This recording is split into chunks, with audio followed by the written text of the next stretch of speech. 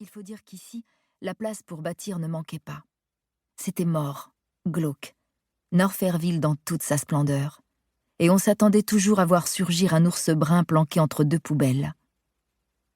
La vie, si on pouvait appeler ça ainsi, ne reprendrait qu'à 6 heures avec les chasse-neige bruyants, puis l'ouverture de l'épicerie dépanneur à 7h30, suivie de celle du garage Répartout et de la quincaillerie chez John, où on trouvait à peu près tout. La même routine, jour après jour, répétée à l'infini. La Terre aurait pu s'arrêter de tourner, que les habitants du coin ne s'en seraient même pas aperçus. L'école Marie-Immaculée se dressait un peu plus loin. Les deux copines y avaient fait toute leur scolarité depuis leur plus tendre enfance et étaient aujourd'hui en dernière année.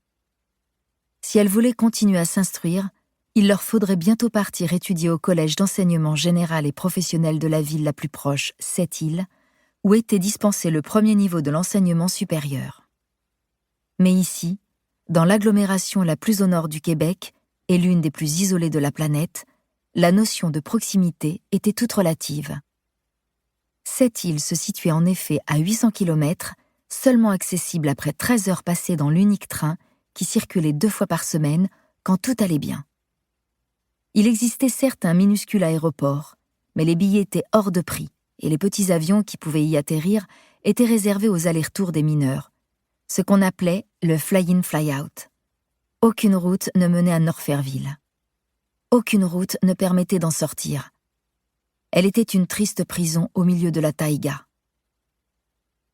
Maya, de sang Innu, n'avait pas la moindre chance de quitter ce trou. Ses parents, sans emploi, survivaient à peine, incapables d'abandonner leurs terres ancestrales. Léonie, née d'un père blanc et d'une mère autochtone de la réserve, espérait en revanche étudier la biologie marine. Elle avait vu un jour un reportage sur les baleines et les belugas de Tadoussac et n'aspirait plus depuis qu'à passer le reste de son existence sur le fleuve Saint-Laurent ou perdue au milieu de l'océan Atlantique en compagnie de ces grands mammifères. Son père, employé à l'INC, amassait le double de ce qu'il aurait pu gagner partout ailleurs. Il pourrait donc lui offrir une belle vie, tant que c'était loin d'ici.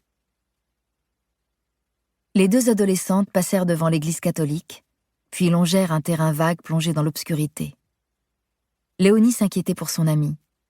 Ces derniers temps, Maya s'enivrait de plus en plus, mais surtout, il y avait la drogue. Toutes sortes de cochonneries circulaient dans la réserve Papakassik, enclavée dans la partie la plus au nord de Norfairville, sur les berges du lac Ridge. Sa copine avait de mauvaises fréquentations. Elle l'avait notamment vue traîner avec l'infâme Sidney Camus, la terreur du bahut. Si elle s'enracinait à Norfairville, qu'allait-elle devenir? La mine offrait bien quelques emplois aux autochtones, mais pas suffisamment. On racontait de surcroît que le business du fer n'était plus ce qu'il était. Quant à la chasse et à la pêche, elle ne parvenait plus à nourrir les 900 familles de la communauté. Nombre d'entre elles sombraient déjà dans l'oisiveté et la dépendance, anesthésiées par les aides sociales et gouvernementales.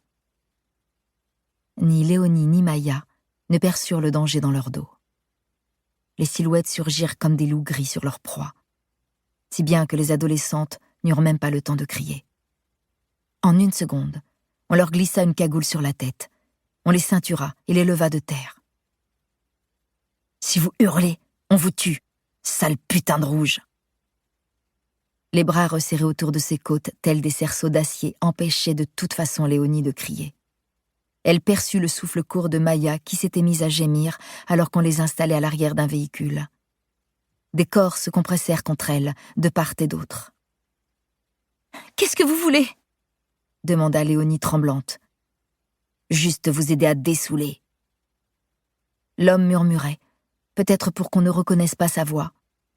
Tandis que l'engin se mettait à rouler, Léonie chercha la main gantée de son amie. On avait allumé la radio. Une chanson de Marc Gabriel, indigène, y était diffusée. Joyeuse, colorée, en décalage total avec le cauchemar qu'elles étaient en train de vivre. Les aider à dessouler ? Mais où les emmenait-on ? Dans l'habitacle, la chaleur montait. Les odeurs des corps, de l'alcool, de la cigarette se mêlaient jusqu'à donner la nausée. Ils étaient 3, d'après les claquements de portières. Léonie entendait la respiration saccadée de l'individu.